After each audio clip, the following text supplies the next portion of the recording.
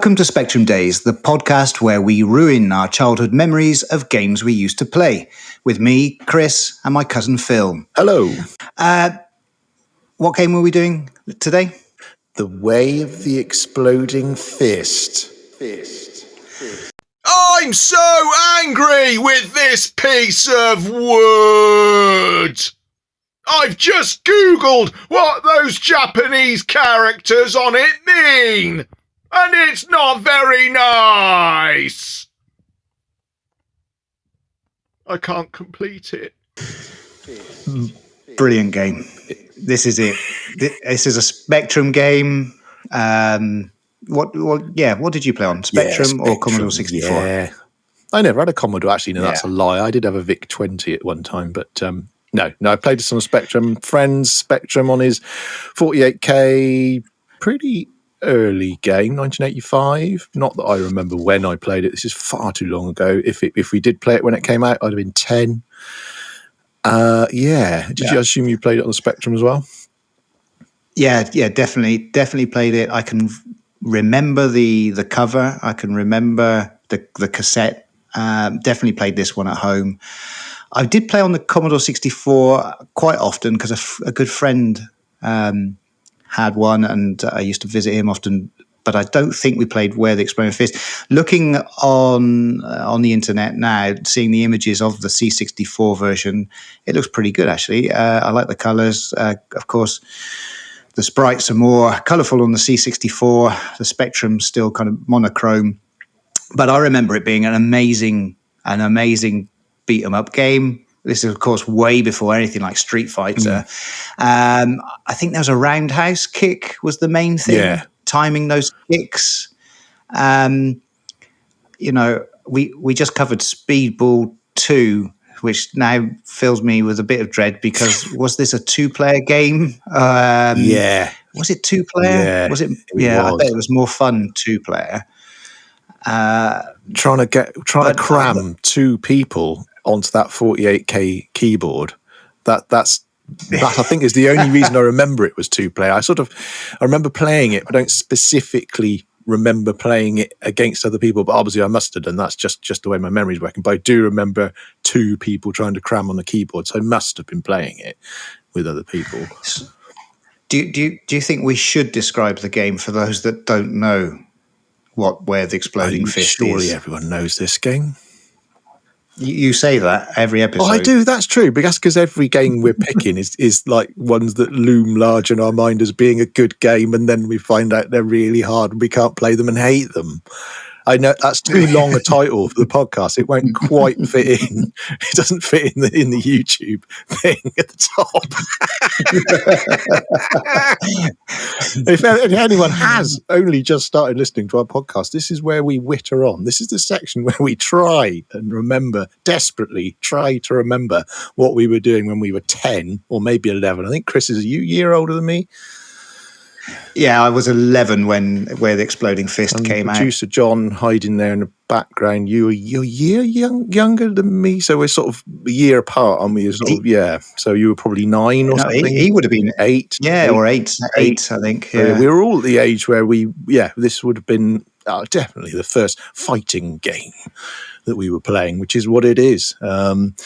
It's, I suppose, to use a modern equivalent, I suppose, would be Street Fighter. We were just talking about that off air as this was sort of our Street Fighter. For those of you who are sort of teenagers, early teens, mid-teens in the early 90s, then Street Fighter would have been the game that everyone was talking about, that and Mortal Kombat.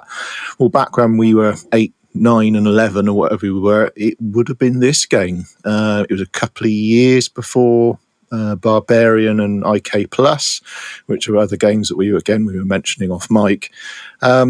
It's much slower, not entirely surprisingly, but I think it's slightly deliberate that it's slower than something like Street Fighter because it's based sort of karate, isn't it? Really, it's not a fantasy beat 'em up in the way that Street Fighter. There's no fireballs or anything extravagant like that. But what it did do that was very different and really, as far as I can remember, hadn't been done before, it was complex. I seem to remember, I was just talking about having two people on the keyboard. It wasn't just left, right, up, down and fire which the vast majority of games at the time were. In fact, some were only left and right and fire, and that was about it. But this year, I think it was QWEADXZXC. So you were using the keys that actually nowadays people are using if you're playing Call of Duty or that lot, using the keyboard and mouse. So you got your backwards, forwards. So QWEADZXC. Am I making it sound nice and easy? Because I know you said this was going to be a good one. This is going to be one that you can play. It's just random. It's not random at all. It's not random. It's just 3 minutes. I'd like everyone who's listening to look down at their keyboard now. Anyone listening to a podcast or watching this on YouTube. It's WASD.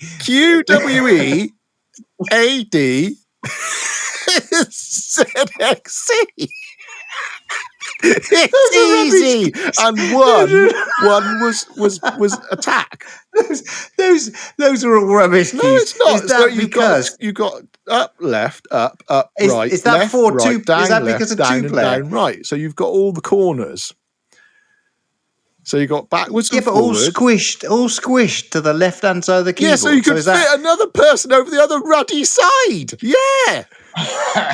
Surely you had a joystick as well. Well, yeah, you could have done if you were middle class like you and had 2 joysticks lying around. You had your Kempston expansion thing in the back and your Fire Pro 2 and your Quick Shot. But people like us were just resorting to a rubber key, no joystick. You had to fit 2 people. The other person had, I expect you can probably work this out for yourselves. I think it was IOP. JL. This is important information, everyone. No, but look, you wanted to tell people what the game was about. I'm fairly sure everyone who's tuned in to this program called Spectrum Days knows what game we're talking about. Well, we could link out to a blog post where you can describe the keys. Oh no, I want to carry on for another 5 minutes talking about the keys. So everyone's very clear. Wait, so it was QWE. Yeah, Q is up left. W is up. So you could jump, but you could jump. I think you had to crouch to jump, but one was the attack button. So anyway, so if you combined the attack button, which was number 1 on the keyboard, with any of those directions, you did a different hit. So if you were walking forward, you did a punch, or you could crouch and punch, or you could sweep, you could do a leg sweep, you could jump and kick, I think. And if you did press back, so A in this case was back, if you're the player on the left, and attack, I think that was the roundhouse that you were talking about. But it'd be reversed for the other person. So it was always a fight to be on the left, because that made much more sense going QWEADZXC. It's obvious, isn't it? Anyone looking at the keyboard, that's making sense. It's only Chris that doesn't make sense to. He tried to play horoscope skiing with 1, 2, 3, 4, and 5, and wondered why he couldn't get anywhere. Is there a shin kick in this game, or was that an innovation brought in by Sega? People won't understand Altered Beast. People won't understand the shin kick reference.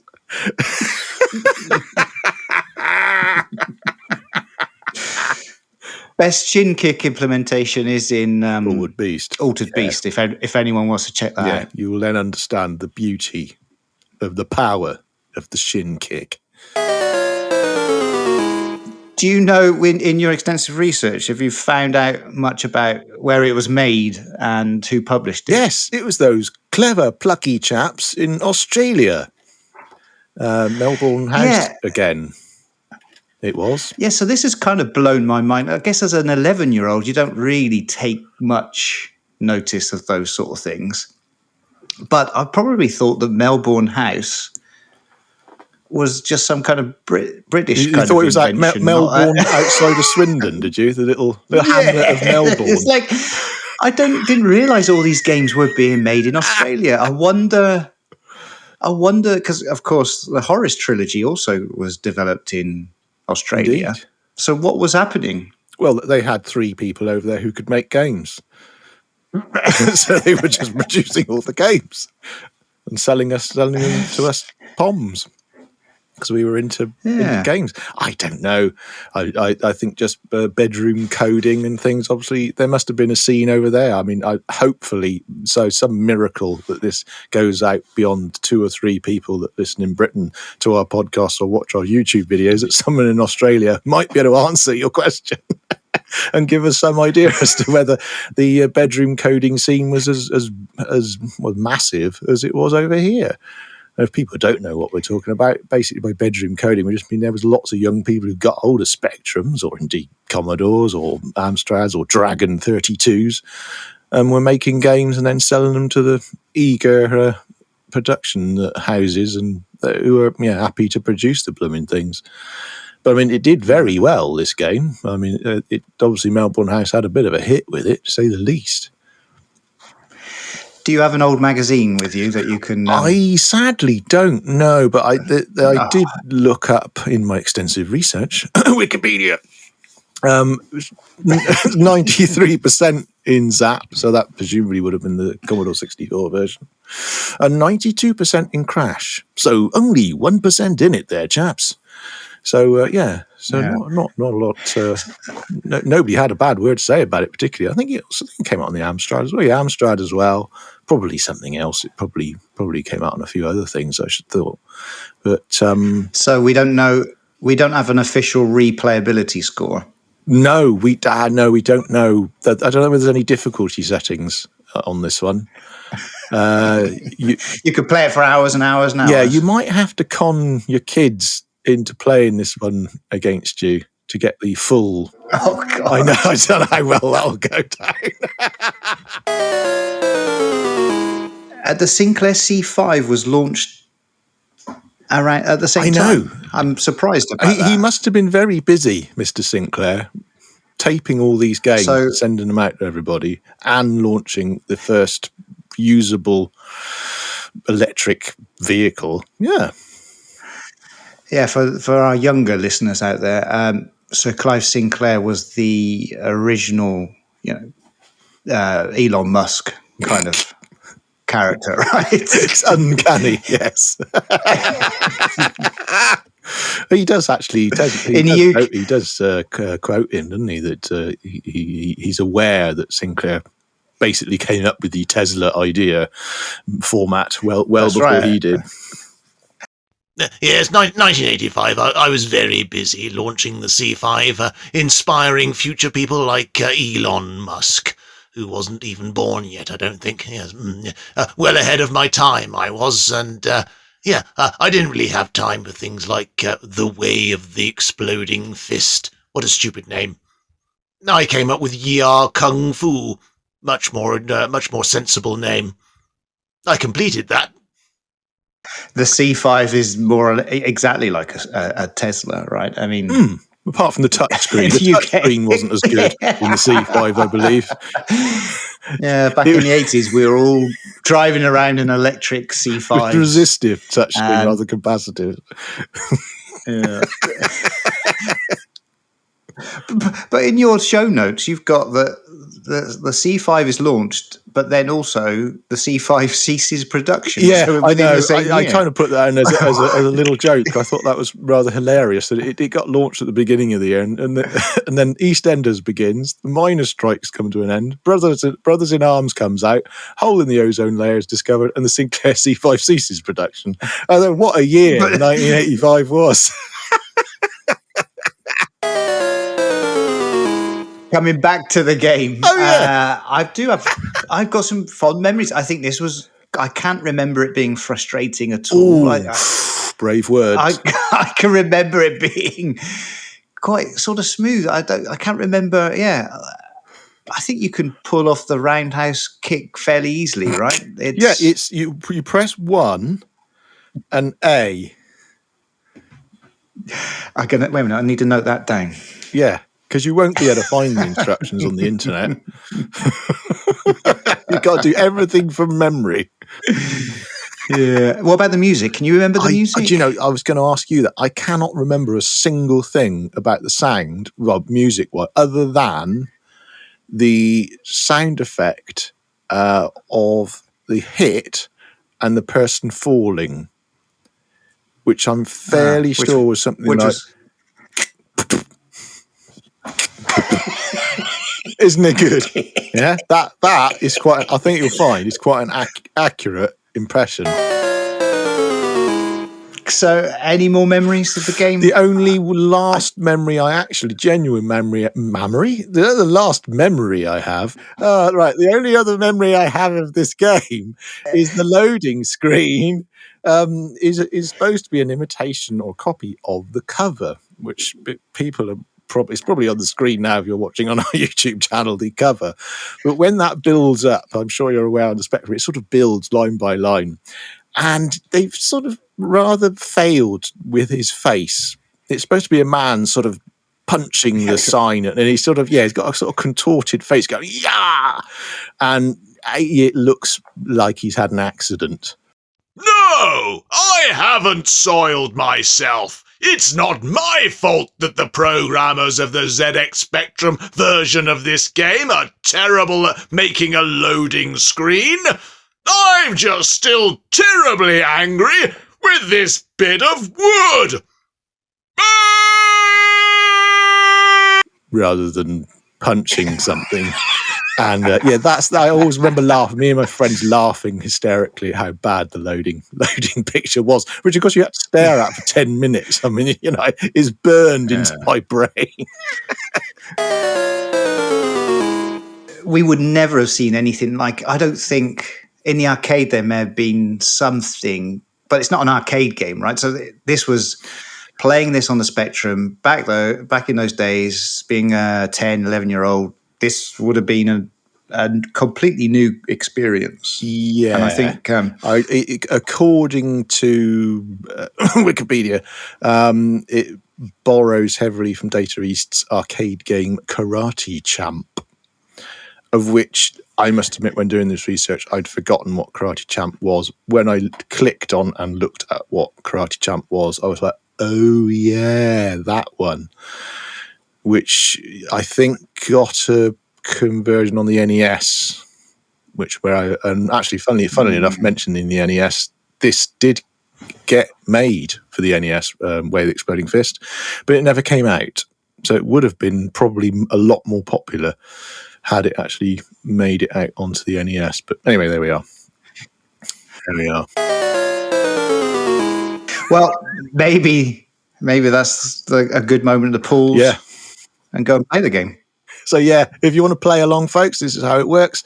We've been remembering the Way of the Exploding Fist for 20 minutes. It seems like an hour. And now it's our turn to go off and spend a few days actually playing the game, which I can assure you I haven't played since the 80s. I doubt the other two have either. They're all agreeing with me that they haven't played since the 80s. So if you're watching this on YouTube or similar, I will put a link below so you can also play the game in your browser. So do have a go. Press pause, go and have a go, and then press unpause. And by the magic of radio and internet, we will be back. And we'll see what we thought of the Way of the Exploding Fist. Hi-ya! And we're back. Thank you very much if you did press pause and played along the game with us. For those of you that didn't, don't worry. We're going to tell you now whether it's a black belt or whether we're still in the car park polishing Mr. Miyagi's cars. Yes, Way of the Exploding Fist. It's actually been a bit of a longer gap for us. I think we've had about a week to play this game because of one thing or another. So we're now experts. Chris, what level did you manage to get to? Completed it. Of course you did. Once I found the keys. Just you and Clive Sinclair. I didn't get very far in the belt structure. My Dan is belt structure. My Dan is still pretty low. What Dan did you reach? I think my highest was second or third. I might have just strayed into third for a round. Okay. All right, okay. I only reached second. I can admit it now as well. Why? Because then you just Because you couldn't be It just- bothered to keep going, or once you get to second, I don't know. I was going to say, compared to the other games that we've talked about so far, anyone else who hasn't been listening to our other podcasts or watched our other videos, if you go back and watch them all, please do watch the entire lot and subscribe and all that other things. You'll find that a lot of our complaints about these games are either we are now old and incapable of playing games, or everything back then was extremely, extremely hard, and that there's just no sort of slope. Nice, gentle slope into the difficulty. And I thought there was when I started playing. I was thinking, once you got the hang of the keys, which I think we sort of mentioned in our preamble, the first part of this, that it's a fairly complex set of keys to try and use with your fingers. And as far as I could tell, please let me know in the comments if I'm being an idiot. I don't think this is a joystick game. I think it's keys only. I couldn't see any choice for your Kempston or any of that, which I think would have made it a lot easier. But once you've got the hang of the keys, it just all came back to me. It's like, oh yeah, this is a great game. This is really good. It's chess meets Street Fighter 2. It's much more slower, but sort of defensive thinking, one-on-one fighting game. And but yeah, once you sort of get second dan, they're just brutal. You get anywhere near the enemy and they get you, and they start learning to block. The first sort of novice, first dan, they rarely block. But once you're into second dan, I don't know, it's like Clive Sinclair's there playing against you, you're stuffed. Well, I thought there was a kind of learning curve at the beginning, but then I realised it was because I was playing in 2-player, and the computer opponent didn't do anything. I thought, I'm doing really well here. I thought, I'm timing these spinning jumps and then a roundhouse kick, because I had in my memory that I used to do a thing which was to do the spinny jump, land, do the roundhouse, or a flying kick. And that was my technique back in the day. And I thought, yeah, it's working. Then I realised I was playing against no one. No one. Well done. And I dare ask what Dan you managed to get to playing against no one. Oh, I think, I didn't. Yeah, that's when I got to the second Dan.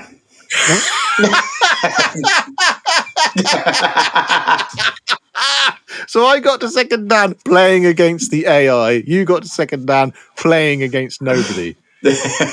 Well, then I went back and did get second dan against the AI as well. Honest. Of course. Yeah. I think you should start recording your footage. Why is it always me that's got to look rubbish on our YouTube channel by recording my footage of me falling off the logs in Shinobi and everything else? Well, we have to rely on you being rubbish just by your own admission. I'm very honest about it. Playing on your own takes a biscuit, yeah. But it's kind of a relaxing game. I left feeling quite different. There's an element of indifference. There's an element of like, I don't need to play that again ever. But there's no visceral hate like some of the other games. This is really awfully hard.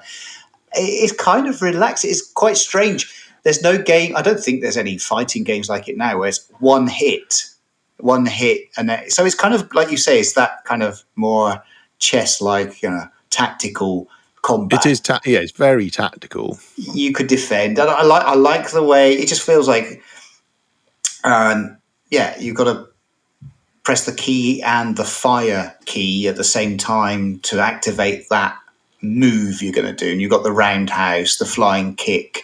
There's a block. It's quite annoying having to turn around. I'm not quite sure. I don't know if I ever really got the keys to turn around. It uses one of the moves, doesn't it? The roundhouse. You do a half roundhouse. You do it hard. You don't complete it.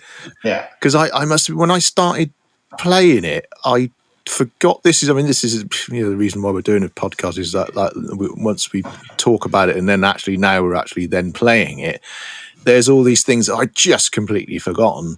But those animations, and they're quite smooth. I mean, they're not the basic 2 frames on and off, 1 and 0. They're actually quite fluidly animated. And if you're doing that roundhouse move. I suppose similarly to Street Fighter 2, where you have to do a full or half rotation of the D-pad, whereas this, it's activating that move, pressing your action button with the back. I think back is it that does that move. Yeah. But Yeah, if you don't hold it until it's completed the animation, as Chris says, you turn around. It goes halfway through the spin, and you're facing the opposite way, which sounds annoying, but actually it's a really clever way of getting around turning your character. Yeah. Without just flipping the character. It does actually turn. Yeah, and it gives you there's a good sense of achievement when you do a spinning jump over the opponent's head, and then there's a back kick. So you can do a kick when you're facing one, when it's like boom, back to. Oh, by the way, there is a shin kick as well.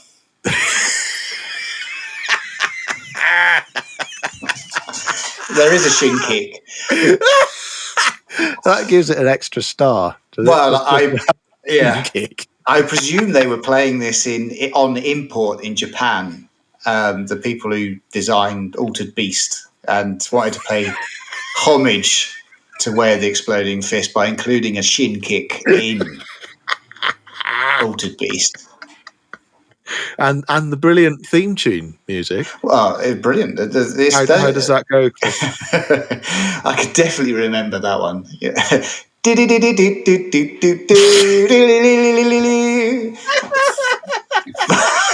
Far better than Horace. That was brilliant. Oh man, I thought my 48K was on then.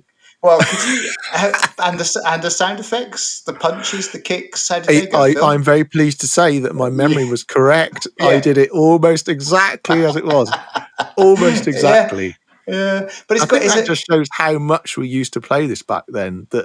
That is all this game is about. It is about that one hit, and that is why all you hear is that noise of the contact, and then the person falling to the floor. Maybe that's why it's.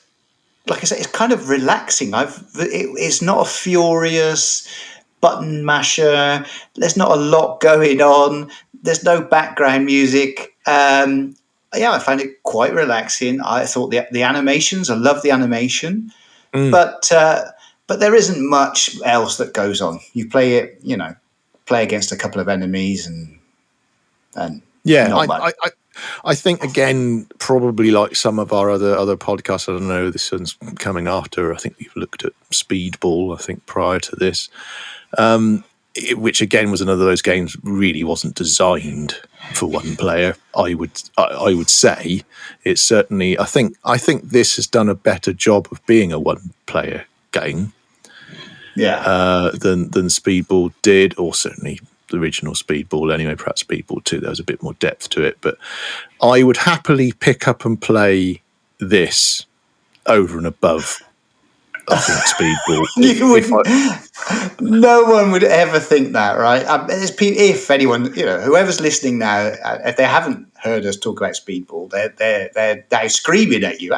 What do you mean? Speedball's a classic, which it is. But it is, but we always played it. Which it was. It was, yeah. Now we hate it, but we always played it 2-player. But that's how I remember playing this game. I remember playing Way the Exploding Fist a lot with other people. And again, if you've been listening to the podcast, it goes back to the fact that I didn't have the 48. It was my neighbours next door. They were brothers, so there was 2 of them. So there was 3 of us to constantly play it.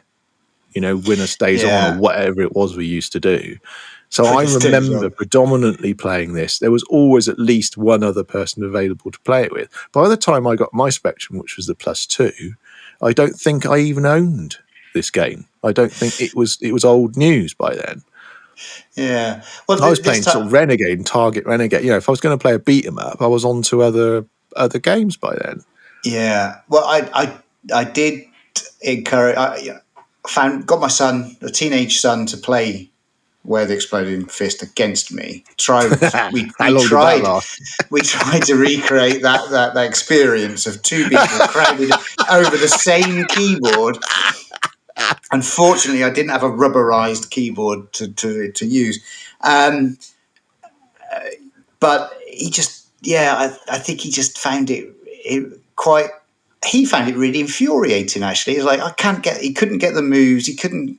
I don't know. I think he was playing on a keyboard. Maybe he's so used to using a controller, a joypad. He wasn't into it at all. I think he played Speedball. We played Speedball together longer than we played this together. He just didn't get his head around it. But yeah, it's funny. It's we haven't got much to rage on against this game. It's just the animation's nice. It brings back some good memories. But like with some of the other games, I'm amazed that again, it's the context, right? Then we'd never seen anything like it. This was probably the first ever beat 'em up, so it didn't matter that it took 5 minutes to load it on your Spectrum. It was probably amazing at the time. I think the fond memories line is I would agree with. It did bring back those memories playing this. I think actually more so probably than any of the other games I think we've played. Really, there is something about it that it's evocative of that era. Also, I think evocative of being crowded onto one keyboard is quite an unusual experience. I think I can understand why your boy didn't particularly get on with that. And as I said right at the beginning of this, I really was expecting that I could plug in a joystick. I as soon as I was trying to, I was thinking, no, surely you can plug in your Kempston Pro or your Cheetah or something into it. But no, I think it is just keyboard only. If anyone knows any different, do let us know. But I think I would have found it a lot easier with a controller, because I found myself looking at my fingers a lot, and then you're taking your eyes off the screen, and you can't really get all your fingers on there to cover all the moves. It doesn't quite work. Well, it must have been much worse with the old spongy, rubbery Spectrum keyboard as well. I'm sure it probably was. Yeah, it must have been hell, because they're so difficult to press. They're so unforgiving, aren't they? They're just like, they're really hard to push. Do you have any of those joysticks? The ones you mentioned? Have you got? Yes, I have. I mean, I've got the original joystick that came with the Spectrum 128+2 that got included with the set. Oh, that's pretty cool. Simply because it was part of the set, and I've kept all of that, including the 6-pack of games exclusive to Curry's, your out of town department store. I wonder. I haven't trawled through Steam. I wonder if there is a kind of modern day equivalent to Way of the Exploding Fist. Like I said, that kind of karate tournament kind of thing. Get a point, and that's the end of the round, sort of thing. Or the first to two complete yin yang signs, I think, is in the Way of the Exploding Fist. Yes. I forgot to mention that. Yeah, I quite like that. There's a lot of nice touches.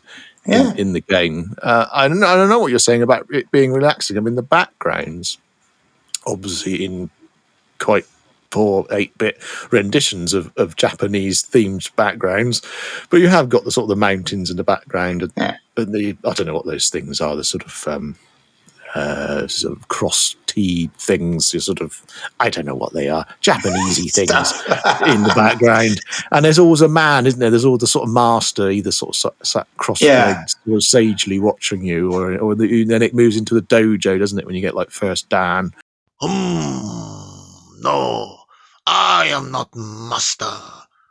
Everybody who play this game think, oh, man in background, he adjudicating on match. No. I don't care what happened. I am sat here cross-legged, waiting for shops to open. But I've been sat here for so long, my legs, they don't work. Karate. One hit, and you're done. Yeah. So they do sort of change the backgrounds. I mean, anyone else who's watching this who's much better at it than us can let us know whether there's any other screens. I don't know how many backgrounds there are. I can't remember as a kid. I got a feeling those two just intermittently flip. I don't think there is much more. I think we might have seen the whole game. Well, I think I read online on I think it was the Commodore 64 version. There was something about fighting a bull or something, but the Spectrum version, I don't think there was anything else. I can't remember anything else. Some sort of bonus round. And then you mentioned that actually the way of the Exploding Fist might have been influenced by an arcade game. Yes, we mentioned that in the first half. And that one actually had this ball level in it. There I was, a kid thinking this was totally original, and maybe the way of the Exploding Fist had been inspired by something else that exists, which is normally the way. But is there ever an original game? I mean, there isn't really, is there? Unless you go right back, Space Invaders or Pac-Man, sort of, the very original sort of arcade hits were about as original as everything else has been a derivation of that sort of going on from there, really. I mean, it's interesting you mentioned, did it sort of kickstart things? Was it the first of its kind and all that sort of stuff? And is there a modern equivalent? We've already been mentioning Street Fighter. I think that's kind of where the sort of 2D fighting games sort of ended up, really. It was the sort of the zenith in the sort of the 90s of Street Fighter 2, and that reached the arcades, and then sort of the various iterations of Street Fighter 2 really sort of took the sort of 2D fighting games to another level. But as far as back then goes, and games that I can see from my point of view, I think we mentioned before, I worked in the games industry buying and selling games. The games that I was then reminded of when playing it that came after it, I mean, there's the obvious ones of the International Karate Plus and ER Kung Fu and all those ones, which are all sort of around the same time and are all Spectrum games. But sort of taking it further on down the timeline, I would say Budokan, which I think was an EA game,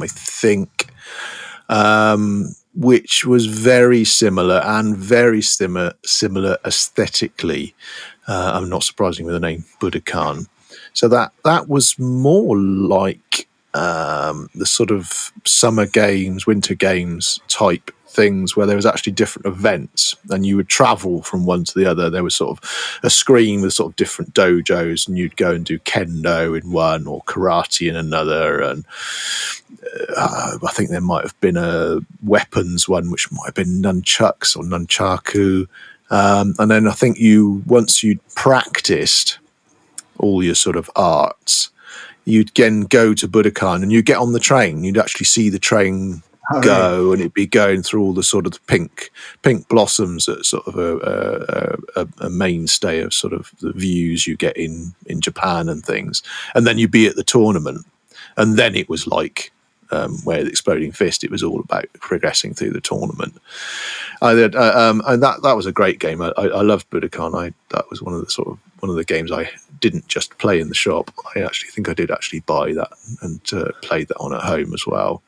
But that was very similar aesthetically, with the sort of pretty backgrounds and more based on a sort of karate type one hit type thing, rather than the going at it for 2 rounds, taking energy off each other that Street Fighter became. So I think the sort of, I hate to say thinking man's, that sounds a bit too highbrow, but the sort of more, like we've said before, that more chess-like feel of a fighting game. I'm not sure beyond Budokan I can think of anything else. No. Again, please let us know if someone's listening. Has anyone done this sort of thing? I mean, I can't help but feel that sort of Street Fighter and all those other types of games, and then the 3D versions of those types of games, Soul Calibur and all that sort of thing, were so huge. I wonder whether there is a sort of more thoughtful fighting game in that style. Yeah, what is the modern equivalent of Karate Champ, Where the Exploding Fist, and International Karate Plus? Because that's another one. I think IK Plus I played a lot on a friend's Commodore 64. I mean, that's crazy. Like adding 3 fighters, and there's. I'd like to know. It'd be interesting to know more. I'm sure there's a book or some blog posts out there. If anyone knows of any, put them in the comments where you can learn about the history of how. I mean, did these games influence at all anything like Street Fighter? Were they created completely separately without knowing of the existence of Where the Exploding Fist, for example? I mean, even IK Plus is developed by completely different people, I think, but you could clearly tell there's lots of influence. And there's an article online from Edge where the developer Archer McLean does talk about Where the Exploding Fist being like a big influence on IK Plus. I mean, it even looks similar, right? Except for when you see screenshots of IK Plus and you see, oh, that's definitely a C64 game. And I've got a lot of good memories. That was great as well. We could do the jump, split, kick, and hit 2 of the opponents at exactly the same time. Yeah. That's awesome. I think, that was really fun. So yeah, it's just kind of like a nice. It was a nice game, which is probably, not a great thing to say, but it wasn't great. It was just nice. Yeah, a bit bland. Yeah.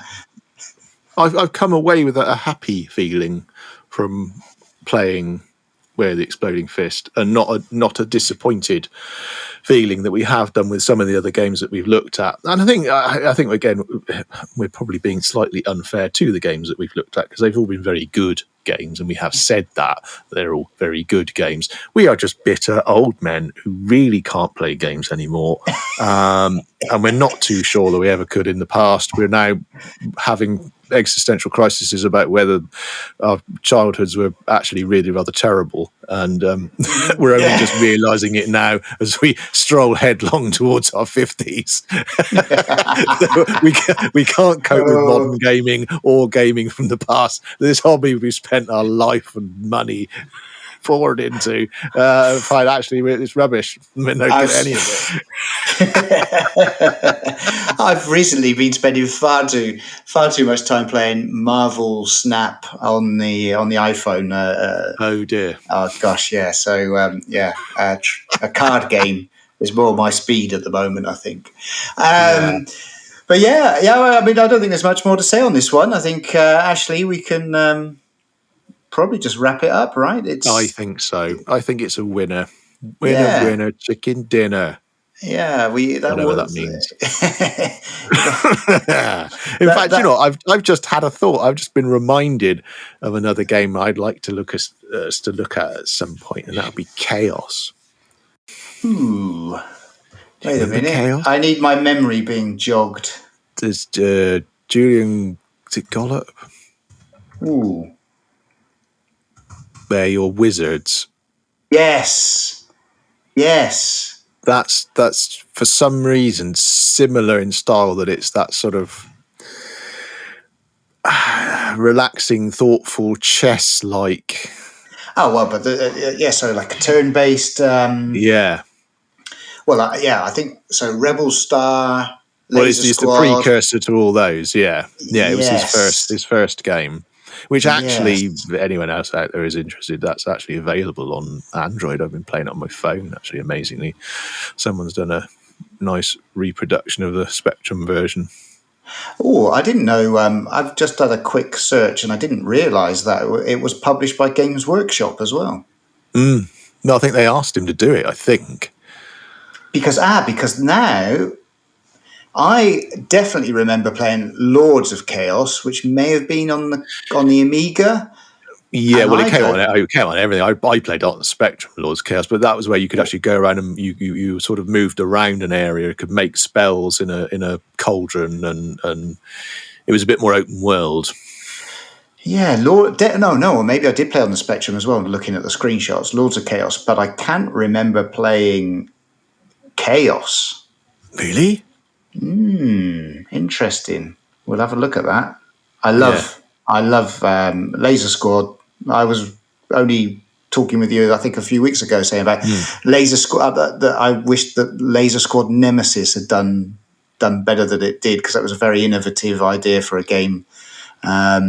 really like Laser Squad. I like Laser Squad much more than XCOM. But then maybe that's because I was never much of a PC gamer. Most of the time was the Amiga consoles. I'm not sure I've never played XCOM. I know of it and know that it was one of his, but yeah, I'm not sure I ever even played that, to be honest. Yeah. Right. Well, I think that's it. So, what do we think we might talk about next time? Something a bit more controversial at all? A bit more controversial. The way of exploding Sam Fox strip poker on the Spectrum.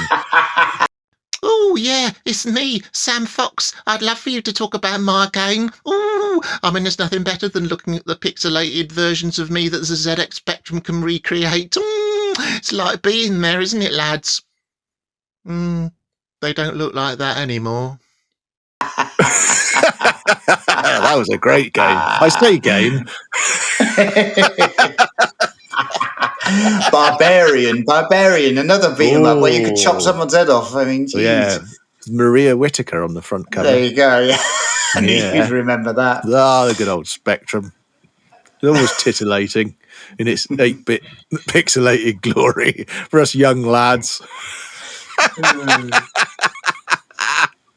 No, I think we probably mentioned before, we both got the Mega Drive Mini 2. We've been desperately going through its extensive list, trying to pick out something.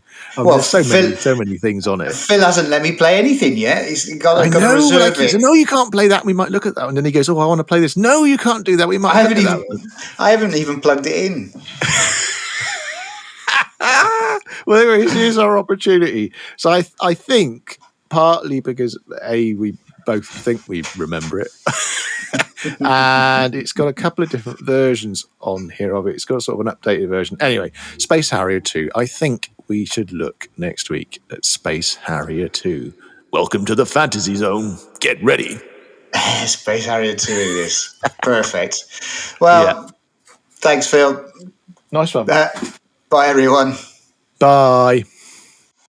You can email us at hello@spectrumdays.com, and you can contact us on Twitter @SpectrumDaysPod. And you can also find us on YouTube just by looking up Spectrum Days.